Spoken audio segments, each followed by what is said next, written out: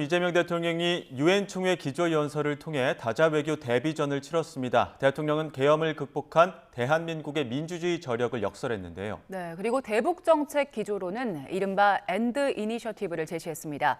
관련해서 두 분과 짚어봅니다. 차재원 부산 가톨릭대 특임교수, 장성호 전 건국대 행정대학원장과 함께합니다. 어서 오세요. 네, 안녕하세요.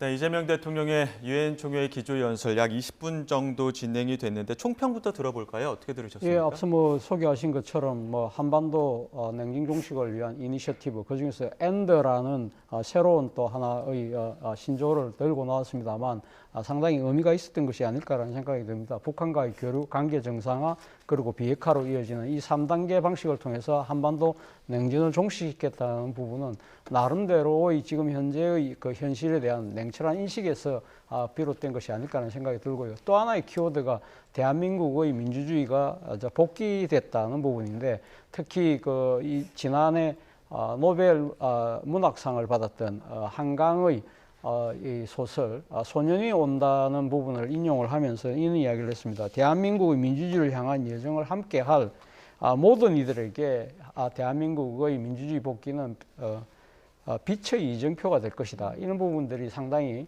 좀 눈여겨볼 대목이 아닐까라는 생각이 듭니다. 네, 장 교수님 어떻게 보셨습니까? 글쎄요, 이재명 대통령이 취임하고 100일이 넘게 지났지 않습니까? 거기에서 이제 국제사회 복귀 선언을 유엔에 가서 직접 연설을 하면서 대한민국 대통령이 그렇게 한다는 것은 뜻깊은 일이기도 하지만, 지금 현실적으로 보면 핵심적인 것이 북한의 핵과 관련된 것, 그리고 다자 외교, 그 다음에 다자 외교 협력 방안에 대해서 지금 최근에 우리가 미국의 조지아주에서 한국인 근로자 문제가 있지 않습니까? 네. 그런 거에 대해서 호혜적으로 서로 해야 된다는 그런 것들을 선언적으로 한 것은 의미가 있고, 다만 과거에 박근혜 전 대통령이라든가 이명박 대통령 보수 정권에서는 비핵 개방 3천이라든가 통일 대박론 그런 걸 했지만 북한이 이런 것들을 안 받지 않습니까? 그래서 최근에도 김정은이 우리 한반도 대한민국과 우리는 완전히 이질적인 딴 나라다. 절대 대화하지 않겠다. 그리고 어느 한쪽이 완전히 무너지지 않는 한 통일은 불가능하다. 그렇게 얘기를 했기 때문에 이 비핵화 의제 자체를 북한은 대화의 상대인 북한은 이거에 대해서 거부하고 있지 않습니까? 그렇기 때문에 과연 교류, 남과 북이 지금 북한은 우리와 완전히 이질적인 딴 나라로 해서 교류를 하지 않겠다는데 우리가 선언적으로 교류를 하고 그리고 관계 정상을 하고 그 다음에 비핵화를 가겠다. 이런 것은 어떻게 보면은 아주 좋은 의미도 있겠지만 그러나 실현 가능성이 없는 그런 문제일 수도 있기 때문에 결국은 미국과 한미 동맹을 사이에 두고 한미 동맹을 기본으로 해서 북한의 비핵화를 압박하는 그런 전략이 저는 우선이라고 생각하는데, 일단 교류와 관계 정상화, 노멀라이제이션이라는 관계 정상화를 꺼내 들었는데 그것이 현실적으로 선언적 의미에 그칠 가능성이 상당히 크다고 생각이 듭니다. 예. 자, 저희 속보가 한 가지 들었는데요. 먼저 좀 전해드리겠습니다. 국제통화기금 IMF가 올해 우리나라 경제 성장률 전망치를 0.9%로 두 달 전보다 0.1%포인트 높였다는 소식이 조금 전에 들어왔습니다.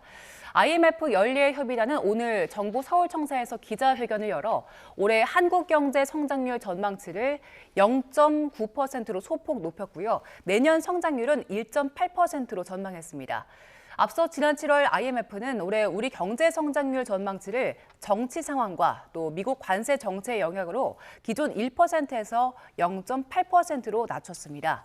라훌 아난드 IMF 한국 미션 단장이 올해 성장률은 완화된 재정과 통화 정책에 힘입어서 국내 수요가 점진적으로 회복되고 있고 또 견조한 대외 반도체 수요가 다른 수출의 감소를 상쇄할 것이라고 상향 전망 이유를 밝히기도 했습니다. 관련해서는 자세한 소식은 이후 취재기자 연결해서 전해드리도록 하고요. 저희는 계속해서 이재명 대통령의 유엔 기조연설 관련 이야기를 해보겠습니다.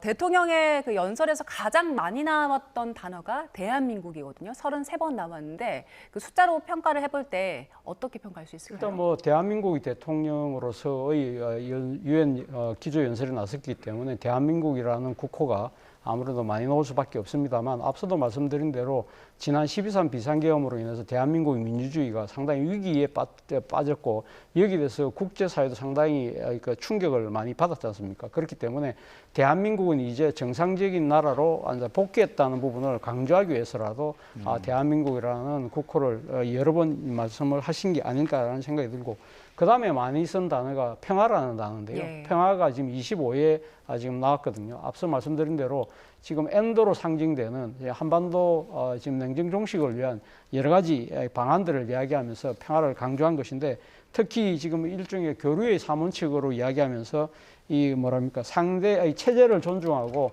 흡수 통일을 절대 하지 않겠다는 부분과 함께 그리고 일체의 적대적 행위를 하지 않겠다는 이야기를 하면서 평화의 그 개념하고 맞물 수밖에 없는 그런 상황이었다는 생각이 들고요. 그리고 그다음 많이 나온 단어가 민주주의인데요. 예. 12차례가 나왔는데 그것은 결국 지난 12.3 비상계엄으로서 로 인해서 한국의 민주주의가 위기에 직면했지만 그러나 한국의 놀라운 이 저력을 바탕으로 해서 민주주의가 빨리 복원됐다는 부분을 강조하기 위한 것이라고 생각이 들고요. 그리고 또 하나 주목되는 단어가 한반도입니다. 한반도 냉전 체제 종식을 위한 부분에 대해서 사실 연설이 초점이 맞춰졌기 때문에 이런 주요 키워드를 중심으로 해서 이 기조 연설이 압축적으로 전 세계인에게 전달된 것이 아닐까라는 생각이 듭니다. 유엔 기조연설이라는 것은 뭐 유엔 회원국 간에 있어서 우리의 외교 안보에 대한 소중한 전략과 그런 거에 대해서 얘기를 해야 되는 것이 상당히 맞지 않습니까? 그래서 대한민국이라는 단어가 33번 나왔다는 것은 OECD 선도국으로서 정말 아시아 태평양의 중추 국가고 그리고 한미일 삼국 동맹 체제의 한 축으로서 국제사회 평화에 기여할 수 있다는 그런 의미가 있기 때문에 상당히 중요한 워딩이라고 생각이 들고 평화라는 것은 이제 분단 극복이죠. 북한이라는 핵을 가진 북한 김정은 체제에 맞서서 우리가 분단을 극복을 할 수 있는 방안을 국제사회에 호소와 협력을 호소하는 그런 자리이기 때문에 상당히 중요한데 민주주의 물론 기본적으로 지금 뭐 우리가 자유민주주의 체제지만 이것은 내정에 관한 문제이기 때문에 저렇게 유엔 기조연설에서 한반도의 빛의 혁명, 뭐 12.3 비상계엄이라든가 이런 것들이 과연 세계 다른 나라에서 한국의 내정에 대해서 그렇게 관심이 있을까? 그렇기 때문에 물론 국내적으로는 이런 것들이 뭐 민주당 정권이기 때문에 상당히 중요한 이슈로 부각시키고 싶겠지만 그럼에도 불구하고 유엔의 어떤 기조연설 20분 동안 짧은 기간에 빛의 혁명 이것을 뭐 과거의 자스민 혁명 같은 경우는 어느 특정 지역의 어떤 폐쇄적인 사회에서 민주주의가 전파되는 세계적인 그런 트렌드를 우리가 주목을 했지 않았습니까? 그러나 이번에 윤석열 대통령 12.3 비상계엄과 관련된 한국의 이런 빛의 혁명 이것은 지금 유엔에서 그렇게 하는 것보다도 국내적인 그런 이슈가 더 저는 좋다고 생각이 듭니다. 너무 국내 정치 이야기가 한 것 아니냐 이런 말씀도 해주셨는데 정치권 반응도 극명하게 엇갈렸습니다. 여야의 반응을 묶어봤는데요. 한번 들어보시죠. 이재명, 김정은, 트럼프가 한 발자국씩 확 앞으로 나갔더라고요. 분명히 이 정도 나갔다고 하면은 제 경험에 6.15 남북 정상회담에 특사를 해본 경험에 의하면은 북미 간에 상당한 접촉을 해서 물밑 조율이 되고 있다. 그리고 우리 한미 간에도 정보 협력을 잘 하고 있구나 이렇게 생각해요. 이번에는 이재명 대통령과 트럼프 대통령이 월북해서 북측의 판문각 혹은 개성에서 정상회담을 할 수 있지 않느냐. 이재명 대통령의 유엔 연설도 그거예요. 그래서 바야흐로 이 삼국 정상들이 햇볕 정책으로 돌아오는구나 이런 느낌을 받았습니다. 관계 정상화라는 게 정확하게 어떤 뜻인지는 모르겠지만 아마 이제 END를 만들고 싶어서 N을 노멀리제이션을 만든 거니까요. END라는 말. 아니 그러니까 냉전을 종식하겠다는 그 영어로 end라는 말을 만들기 위해서 그래서 저는 차라리 그런 해서 N에 해당하는 말을 찾다 보니까 노멀리제이션 정상화라는 말을 찾아낸 게 아닌가 싶은데요. 남북 관계 정상화라고 한다면 우리가 지금 이제 대화 교류도 복원하고 그다음에 이제 우리 남북 기본 합의서 체제가 있지 않습니까? 그렇죠, 그런 걸로 또 그렇죠. 돌아가고 여러 가지 이제 예. 의미가 있을 텐데 음흠. 구체적으로 이번에 이 관계 정상화로 무엇을 뜻했는지는 다시 한번 정부에서 설명을 해야 될 것 같습니다. 그렇습니다. 네, 정치권 평가도 들어봤는데요. 여러 가지 눈에 띄는 부분들이 있습니다. 특히나 이제 중국, 러시아, 북한의 반응이었는데 북한은 없었고 중국은 좀 더 많았고 러시아는 적었거든요. 어떻게 보셨습니까? 글쎄 한반도에서 이제 북중러는 동맹 체제가 확고하게 구축된 것 같고 거기에서 중국과 러시아는 거기에다가 플러스 알파에서 우리 남한, 대한민국을 우군으로 약간 물론 한미 동맹 관계지만 우군으로 포섭을 하면 경제적인 실리 이익도 상당히 추가할 수 있고 AI 강국이지 않습니까? 그런 측면에서 그래서 지금 미국에서는 친중이라는 그런 것을 상당히 견제하고 있지 않습니까? 그렇기 때문에 지금 한반도가 사실은 북한과 남한을 두고 강대국의 과거처럼 과거 1950년대라든가 해방 직후처럼 강대국의 각축장이 되고 있는 현 시점이고 그런 것을 봤을 때 냉전적인 시각으로 봤을 때는 신냉전 체제가 지금 도래하고 있지 않습니까? 그렇기 때문에 앞으로 우리 대한민국의 어떤 관계 설정 그것이 중국과 러시아 입장에서는 상당히 중요하다고 볼 수가 있습니다. 왜냐하면 미국이라는 나라는 상당히 태평양 너머에 있는 나라고 그렇기 때문에 적이 될 수 없습니다. 대한민국에서는. 그러나 우리 역사적으로 보면은 가까운 나라한테 우리가 침략도 당하고 정복도 당하고 합병도 당하고 그러지 않습니까? 그렇기 때문에 가까이 있는 나라 안보적인 그리고 경제적인 그런 이득을 위해서 중국과 러시아가 상당히 대한민국한테 손을 벌릴 수밖에 없는 그런 상황인데 여기에서 우리가 북중러하고 일본, 미국, 우리 이렇게 해서 삼각동맹끼리 서로 지금 부딪히고 있는 시점이 있지 않습니까? 그래서 외교에 있어서 등거리 외교는 저는 없다고 생각합니다. 과거 같으면 등거리 외교가 가능한데 실용적인 외교가 가능한데 지금 같은 경우는 영토 분쟁이라든가 과거사 문제, 이데올로기 문제 그래서 과거의 어떤 냉전 체제를 와 같은 신냉전 체제로 가기 때문에 우리 입장에서는 이 등거리 외교를 어떻게 할 것이냐 그것이 경제적인 실용이냐 아니면 안보까지 할 것이냐 상당히 예민한 문제고 거기에 핵심적인 것은 북한의 핵 문제 아니겠습니까? 북한의 핵은 이미 갖고 있다고 모두가 평가를 하고 있기 때문에 과거 같으면 북한이 우리한테 미사일 쏘고 도발하고 그러면 우리가 해서 지원을 해주고 그러면 좀 잠잠하다가 또 도발하고 지원해주고 그러나 지금 같은 경우는 북한이 이미 핵을 가지고 있다고 보는 거기 때문에 북한은 우리를 노골적으로 협박할 가능성이 상당히 큽니다. 그래서 이것이 핵이라는 비대칭 전략이 있기 때문에 그런 외교적인 측면에서는 상당히 섬세하게 해야 된다고 봅니다. 예, 그래서 트럼프 대통령이 관련해서 북한 문제를 좀 언급할까도 관심이었는데 일단 트럼프 대통령 김정은 위원장에 대해서 언급은 따로 하진 않았고요. 네. 우리나라 언급할 때는 자신의 정책 성과를 얘기하면서 성공적인 무역 협상국이었다 이 정도로 언급을 했던 네. 것 같아요. 일단 북한에 대한 언급이 없었던 거에 대해서 어떻게 보세요? 일단 북한이 최근에 김정은 국무위원장이 지난번 노동당 창건이 아니죠. 예. 그때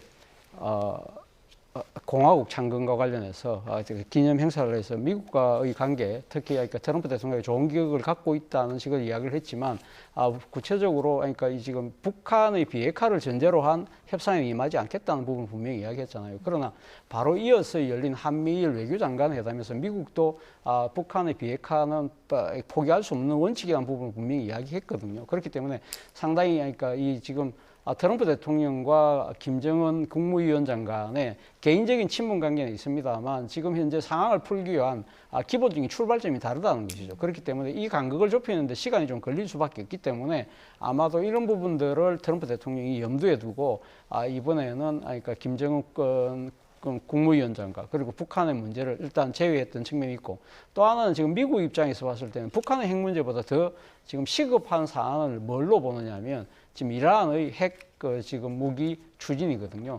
사실 지금 이란에 대한 핵 규제가 다시 또 복원되려고 하고 있습니다만 바로 지금 이 이란의 최고 지도자 호메이니가 이번에 또 다시 핵 농축을 하겠다는 이야기를 했기 때문에 이 부분에 대해서 강조점을 두다 보니까 북한 문제는 약간 뒤로 밀렸던 측면이 분명히 있는 것이고, 또 하나는 지금 관세 협상과 관련해서는 한국과 우리가 지금 미국과 우리가 지금 일단 이 구두적으로 지금 협약을 맺은 3,500억 달러에 대한 투자 부분에 대해서 구체적인 집행 방법에 대한 양국의 견해차가 상당히 큰 상황이잖아요.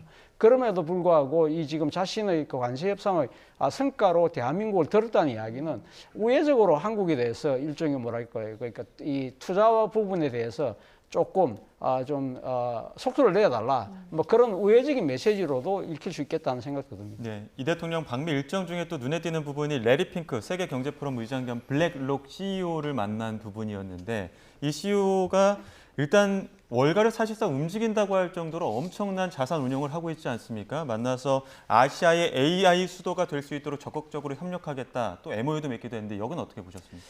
글쎄 뭐 트럼프 정부와 별개로 지금 이런 모습들은 레드핑크 블랙홀 CEO를 접견한 것은 상당히 의미가 있다고 봅니다. 왜냐하면 외교라는 것은 결국은 실용 외교, 비즈니스 외교가 상당히 지금 세계적인 트렌드 아니겠습니까? 그렇기 때문에 물론 핑크 회장 섭외에는 차지호 의원, 김우창 정책 비서관, 김용 전 세계은행 총재 역할이 상당히 컸기 때문에 이 미국의 뭐 예를 들어 트럼프 대통령을 만나는데도 많은 돈을 지불해야 되는 자본주의 국가입니다. 그렇기 때문에 이렇게 해서 대통령이 유엔 기조연설을 하러 갈 때 이거 비즈니스 외교를 같이 한다는 것은 국익을 위해서 저는 상당히 좋다고 생각이 들고, 다만 이제 MOU는 협약이 아니지 않습니까? MOU 협약이지만 그거에 대해서는 실천적인 그런 것이 이제 따라야 되는 결과물이 따라야 되는 거기 때문에 이런 협약의 MOU에 그치지 않고 그것이 실질적으로 우리의 어떤 경제적인 이득으로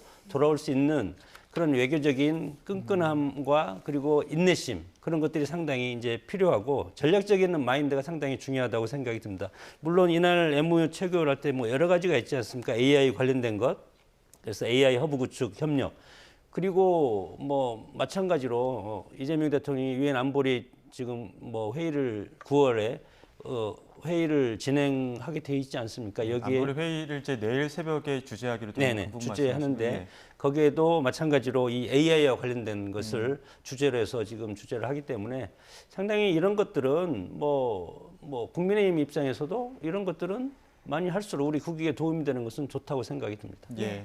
주제를 좀 바꿔보겠습니다. 대통령실에서 역대 정부 처음으로 특수활동비를 공개했는데요. 일단 이게 그 기밀이 요구되는 것이기 때문에 그 특성상 구체적인 장소나 내용들은 좀 가려진 채 공개가 되긴 했습니다. 일단 정부에서 처음으로 공개한 것, 여기에 대해서는 어떻게 평가하세요? 일단 뭐 일종의 대국민 약속을 이행하는 차원이 있다는 것이죠. 사실 민주당이 야당 시절 지난해 연말에 그러니까 올해 이 예산을 심의를 할 때 당시 대통령실의 특수활동비를 전액 삭감을 했잖아요. 그런데 정권교체 이후에 이 특수활동비를 보고 나니까 이 내로남불 아니냐, 그래 이야기했을 때 대통령실에서 한 이야기가 책임 있게 쓰고 제대로 된 소명을 하겠다는 약속을 했기 때문에 이 약속을 그 약속을 이행한다는 측면이 있고요. 또 하나는 이 대통령실의 특수활동비에 대해서 시민단체들이 제기한 소송에 대해서 법원이 공개하라는 판결을 잇따라 내린 적이 있는데,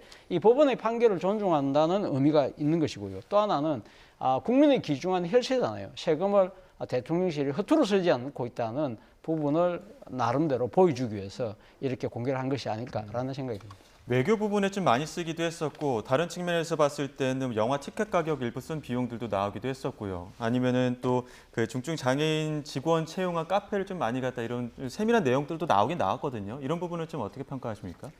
뭐 그런 거 평가할 필요도 없을 것 같고, 왜냐하면 지난 윤석열 정부 때 정말 전액 삭감하지 않았습니까? 특활비를. 그것뿐만입니까? 용산 대통령실뿐만 아니고 검찰, 경찰 특활비, 그리고 야근을 하고 와도 먹을 게 없이 컵라면 먹고 컵라면 값도 안 주고, 그렇게 돼서 거의 무정부 상태를 초래하지 않습니까? 인사검증을 할 때 특활비가 없어서 인사검증 자체도 못하게 되고 그렇게 사실은 그것이 뭐 물론 윤석열 정부가 잘못해서 그런 건지 여당과 야당이 협조를 못해서 그런 건지 국회에서 상호 협의가 안 돼서 그런 건지는 모르겠지만 민주당이 정부의 어떤 기본적인 작동 물론 뭐 급여라든가 이런 건 기본적으로는 그런 것들은 뭐 예산에 포함되어 있지만 특활비라는 것은 그 이후에 부대적인 예를 들어서 화장지 같은 것도 특활비로 사야 되는 것 아닙니까? 그러니까 그런 기본적인 그런 사무실 운영이라든가 이런 거에 대해서 완벽하게 막아놨기 때문에 윤석열 정부 입장에서 상당히 당혹스럽고 그거에 대해서 상당히 어떻게 역부족입니다. 민주당이 지금 현재도 마찬가지지만 지난 윤석열 정부 내내 지난 총선 이후에 180석 이상을 민주당이 가져갔기 때문에 국회에서도 국민의힘이 할 수 있는 것이 없고 예산도 마찬가지로 민주당 마음대로 통과를 시켰기 때문에 그런 것을 이제 와서 다시 정권이 출범돼서 필요하니까 다시 복원한다. 그런 것들은 국민들이 보기에 어떻게 보겠습니까? 특활비가 그때도 필요 없으면 지금도 필요 없는 것이 맞는데 이런 논리로서 국정을 운영해야 한다는 것이 국민적 비판 그리고 나중에 민주당 정권이 끝났을 때 상당히 큰 이런 거에 대해서 비판이 있을 가능성이 크다고 봅니다. 예, 장 교수님께서는 일단 좀 아쉬운 점을 지적해 주셨는데 앞으로 대통령실에서는 이 특활비 정기적으로 공개하겠다 이렇게 밝혔거든요. 그러면 국민들이 봤을 때 잘 공개하고 있다라는 점을 좀 만족시키려면 어떤 점 보완해야 될까요? 저는 뭐 이 정기적으로 그러니까 공개를 하겠다고 한 만큼 그 정기적이라는 부분이 상당히 국민들이 그러니까 내리 잊혀질 때쯤 되면 안 되잖아요. 그러니까 조금 그러니까 뭐 분기에 한 번이라든지 반기에 한 번이라든지 그런 식의 원칙을 분명히 정해서 밝힐 필요가 있고 또 특수활동비는 말 그대로 대통령이 특수활동을 이야기하는 것이기 때문에 이 상당히 국가 기밀을 요하는 부분은 분명히 있거든요. 그렇기 때문에 이런 부분들까지 다 공개할 수는 없을 거예요. 그러나 이 지금 그러니까 공개할 수 없는 부분에 대해서는 전체적인 개요 정도는 이야기를 해서 국민의 신뢰를 그러니까 이 지금 맞춰 나갈 필요가 있다는 생각이 든 거예요. 그리고 또 이번에는 특수활동비만 이렇게 지금 공개를 한 것이 아니라 업무 추진비를 공개를 했어요. 그거를 갖다 일자별로 공개를 했다는 건 저는 상당히 좀 전향적이고 아주 평가할 대목이라는 생각이 듭니다. 그만큼 대통령실이 하루하루 열심히 국정을 위해서 최선을 다하고 있다는 부분을 말 그대로 자신들이 집행한 그러니까 이 지금 내역을 통해서 예산 내역을 통해서 보여주는 측면이 분명히 있기 때문에 이러한 이 나름대로의 자신감은 결국은 그 지금 투명성으로 뒷받침돼야 되는 부분이 있기 때문에 이런 부분들은 지금과 같은 기조로 끝까지 갔으면 하는 바람입니다. 예, 추석 선물 비용도 있었을 텐데 이재명 대통령이 취임 후에 첫 추석 선물을 이제 보내는 상황입니다. 지금 내용들을 좀 보게 되면은 지금 보시는 것처럼 시계랑 팔도 수산물, 각 지역에 있는 북극 항로 시대를 맞이해 세계로 뻗어간 진짜 대한민국 어떤 의미들을 다 부여를 했거든요. 이 의미를 부여한 추석 선물에 대해서는 좀 어떻게 보고 계십니까? 글쎄, 저는 대통령의 시계라든가 그런 것도 정치적인 어떤 통합을 위해서 필요하겠지만 만약에 시계를 만든다면 전 국민한테 주던가 그렇게 해야 되지 않겠습니까? 비용 너무 많이 들지 않을까요? 아니 그러면 아예 안 줘야 되는 거죠. 위화감을 조성한다고 보고 저 선물도 마찬가지입니다. 예를 들어서 제가 국민의힘 위원장이면 윤석열 정부 때면 제가 선물을 받는데 이번 추석에는 제가 이재명 대통령 선물을 못 받지 않습니까? 예를 들어서 그리고 이 선물을 주는 것도 각 기관장이라든가 그리고 민주당 정권에서 탄생에 기여한 분들이라든가 그분들은 다 들어갈 겁니다. 그리고 친여 성향의 오피니언 리더들이라든가 그런 분들은 다 들어가지 않겠습니까? 그렇기 때문에 여기 내용을 보면 쌀이라든가 과거에 여러 가지 농산물 그런 것들을 팔도해서 통합적인 의미로 구성을 하는데 그것은 저는 언론용이라고 생각이 들고 결국은 그것을 배송하는 배송처를 보면은 어떤 그 진영 논리에 맞춰서 보수 정권이면 보수 인사들한테 많이 주고 진보 정권이면 진보 인사한테 많이 주고 이것이 통합을 위한 선물인지 상당히 그것에 대해서는 상당히 아쉽게 생각을 하고 그럼에도 불구하고 그런 특활비로 어떤 국민 통합의 어떤 선물을 하겠다는 것은 이것에 대해서 농민이라든가 뭐 축산업자들라든가 네. 이런 분들한테 도움이 되겠지만 국민 통합에 저것이 오히려 위화감을 주는 행위가 아닐까 생각도 듭니다. 차 교수님께서는 선물 어떻게 평가하세요? 원래 명절 때 이렇게 선물 좀 주고 그러지 않습니까? 그렇죠. 이 보수 정권, 진보 정권 관계없이, 그러니까 역대 민주화 이후에 제 기억으로는 대통령들이 명절 되면, 그러니까 지금 여야의 그 통합적인 이거 협치의 차원에서도요 보내는 측면이 있기 때문에 지금 우리 장성호 교수님은 지금 원외위원장이라서 못 받는 리스트 안에 못 들어갔는지 모르겠습니다만 제가 알기로는 야당 의원들한테도 일괄적으로 다 배송이 되기 때문에 예. 일종의 뭐랄까요, 그 여당 의원들만 이렇게 감사한다는 측면은 조금 어폐가 있는 것 같고, 또 하나는 사실 그리고 우리 사회의 오피니언 리더들한테만 주는 건 아닙니다. 예를 들면 우리 사회의 그동안 이 소외 계층들한테도 상당히 역대 대통령들이 선물을 보냄으로써 일종의 국민화합 이런 측면도 분명히 고려했던 측면이 분명히 있습니다. 그리고 예. 특히 이번 같은 경우 정말 특이할 대목이에요. 저는 두 가지라고 생각하는데, 첫 번째는 앞서 이야기했던 사회의 이 약자들 중에서 특히 산업재해 유족들에게 이 지금 선물을 준다는 것 자체는 정말 저는 의미가 있다는 생각이 듭니다. 산업재해가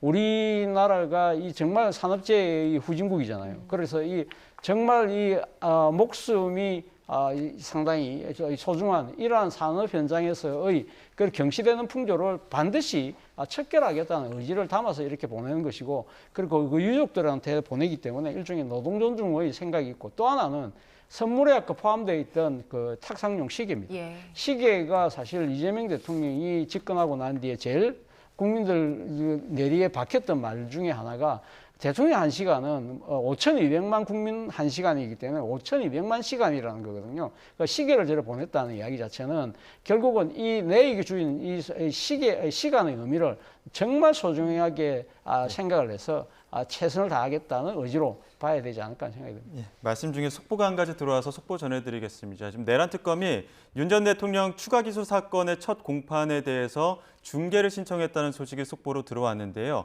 지금 덧셈 특검법이 이제 어제 국무회의에서 의결이 됐는데, 이 덧셈 특검법이 적용되는 건 아니고 개정 전 특검법, 그러니까 일부 그 사진이나 영상을 통해서 그 재판 내용들을 공개하는 방안, 그 부분에 대해서 지금 중계 신청을 한 것으로 보입니다. 왜냐하면 예. 덧셈 특검법이 국무회의 통과가 됐지만 관보에 게재되는 예. 순간에 이것이 발효되기 때문에 예. 저렇게 할 수밖에 없습니다. 근데 또 윤 전 대통령의 경우에는 다른 재판은 떠나서 이제 추가 기소 사건이나 보석 신문에 대해서는 출석한다는 의사를 밝히지 않았습니까? 구치소에 들어간 이후의 모습을 보기 힘들었는데 이번 주 중계가 만약에 허용이 된다고 하면 그 모습도 볼 수 있지 않을까요? 그렇죠. 그러니까 지금 재판부가 일단 허용을 해야 되겠지만, 제가 생각했을 때는 지금 국민 여론이 상당히 지금 재판부에 대한 그 비판 여론이 높고, 그리고 또 하나는 국민 알 권리 차원에서도 그러니까 이 부분을 지금 강하게 요구하는 측면이 분명히 있거든요. 특히 윤 전 대통령이 일종의 26일 날 나온다는 것은 본인의 그 보석과 관련된 신문에 대해서만 추석하겠다는 것이고, 그 이전에 수차례 지금 재판을 그러니까 이 패싱을 하고 있는 그런 상태였고요. 그리고 특검의 소환까지도 다 이렇게 지금 출두를 안 하고 있는 상황에서 자신에게 유리하다고 생각되는 재판에만 나가겠다는 그런 치사 선택식의 지금 추석을 하는 만큼, 내란 특검의 입장에서는 이런 부분들에 대해서 일종의 상당한 중계를 통해서 일종의 응징의 뜻을 아마 전하려는 측면도 있지 않을까라는 생각이 듭니다. 네, 26일에 이제 그 추가 기소 사건 재판도 있지만 이후에 그 보석 신문에 대한 것도 열리잖아요. 네. 법원에서 윤 전 대통령 측이 신청한 보석을 받아들일 걸로 보시니까 어떻게 전망하세요? 그것은 이제 법원에서 그동안에 윤석열 전 대통령의 건강에 대해서 상당히 눈을 비롯한 안과 부분을 비롯한 여러 가지 건강에 대해서 상당히 안 좋다는 그런 보도가 상당히 많이 나오지 않습니까? 그래서 본인이 보석 심판에 직접 참여해서 본인의 그런 어떤 건강 상황, 가장 핵심적인 것은 법리적인 것보다도 건강이라고 생각합니다. 이것을 교도소에서 구치소에서 계속하면서 재판을 받아야 될 것이냐, 그거에 대해서 내 건강이 허락지 않기 때문에 최소한 병원을 다닐 수 있는, 그리고 본인의 본가에서 이것서 재판을 받을 수 있는 그런 것들을 해달라. 그래서 이제 보석 신청을 하기 때문에 통상적으로 지금 다 기각을 하고 있지 않습니까? 모든 것이 보면은. 그렇기 때문에 과연 법원에서 이 부분에 대해서 건강에 대해서 어떻게 전문의의 어떤 참고 의견을 받아서 전문의의 참고 의견을 받아서 이것에 대해서 정말 건강에 문제가 있다 하면은 보석을 받아들일 수밖에 없는 것이 사법적인 질서라고 생각이 드는데 현재의 분위기로 봐서는 뭐 이것에 대해서 받아들일 여지가 조금 더 작지 않을까 그런 뭐 판단도 합니다. 예. 다른 특검 상황도 짧게 보겠습니다. 지금 최상병 특검에 오늘 아침 조태열 전 외교부 장관이 출석을 했는데요. 출석 당시 현장 화면을 한번 보겠습니다. 조태열 외교부 장관 최병 특검 오늘 피의자 신분으로 첫 조사를 했기 때문에 과연 어떤 이야기를 할지 주목이 됐는데 취재진 질문에는 아무런 이야기를 하지 않고 최병 특검 사무실로 곧장 출석을 해서 바로 엘리베이터를 타고 이동을 했습니다. 아무래도 이종섭 전 장관의 그 주 호주 대사 임명과 출국 과정, 그 과정에서 주무부처의 장관이었기 때문에 그 부분에 대해서 좀 조사를 할 것으로 보이는데요. 관련 소식은 현장에서 추가 소식이 들어오면 다시 한번 전해드리도록 하겠습니다. 자, 오늘 그 또 김건희 씨에 대한 재판이 오후에 있습니다. 이 지금 김건희 씨의 모습이 헌정사상 처음으로 동시 구속된 전 대통령 부부의 모습도 있겠지만 전 영부인이 재판장에 앉은 모습도 처음 보게 될 텐데 이 모습은 어떻게 좀 연출이 될까요? 뭐 처음이라는 것 자체가 일종의 새로운 기록인데요. 이런 기록들은 우리 국민들이 안 봤으면 하는 그런 장면 중에 하나겠죠. 아무래도 그러니까 지금 김건희 씨 같은 경우는 이 전직 대통령의 부인으로는 최초로 지금 그러니까 사법 당국에서 체포 구금되는 그러한 상황이 있고 또 하나는 지금 남편도 같이 지금 구속되어 있는 상황이기 때문에 상당히 어떻게 보면 뭐 상당히 국민들 입장에서는 참담한 심정이긴 합니다만 그러나 일종의 사필 기정, 정의를 실현한다는 측면에서는 저는 분명히 이 사건에 대해서 엄중한 재판을 통해서 그에 걸맞는 죗값을 치러야 되는 것이 아닐까라는 생각이 듭니다. 예. 김건희 씨가 그동안 특검 조사에서 대부분 진술을 거부해 왔었는데 오늘 재판 나가서는 적극적으로 자신의 입장을 좀 밝힐까요? 글쎄 특검에서는 안 밝혔지만 일단 본안 재판에서는 밝혀야 되지 않겠습니까? 이거에 대해서 물론 본인이 안 밝히면 변호인을 통해서 대리적으로 준비 서면을 내고 거기에 대해서 부인하거나 거부하거나 그리고 인정하지 않는 그런 형태를 취할 수밖에 없지 않겠습니까? 왜냐하면 김건희 여사 같은 경우는 물론 뭐 16가지 혐의가 있지만 그럼에도 불구하고 지금 형량을 다투는 것이 핵심이기 때문에 형량을 최대한 줄이려고 하는 그런 전략이라면 재판부를 설득해야 되기 때문에 설득을 하려면 가장 효과적인 것이 본인의 육성으로 얘기하는 것이 가장 진실성이 담겨 있다고 재판부는 볼 수밖에 없지 않습니까? 거기에다가 이제 뭐 예를 들어서 민주당이 주도한 특검법의 목적에서 언론 플러스 공보를 하겠다 이런 것들은 사실은 뭐 무죄 추정의 원칙 하에서 어떻게 보면 인격살인이라고 저는 생각이 들고 그럼에도 불구하고 이렇게 언론에 공개하는 것도 정치적인 목적도 있다고 특검법을 제정할 때 저는 생각이 들지만 그런 것을 떠나서 일단 뭐 김건희 여사 입장에서는 적극적으로 지금 법원에서 재판에서 적극적으로 대응하는 것이 형량을 줄이는 바로미터이기 때문에 적극적으로 대응할 수밖에 없다고 봅니다. 네, 알겠습니다. 여기까지 듣겠습니다. 지금까지 차재원 부산가톨릭대 특임교수, 장성호 전 건국대 행정대학원장 두 분과 함께했습니다. 고맙습니다. 고맙습니다.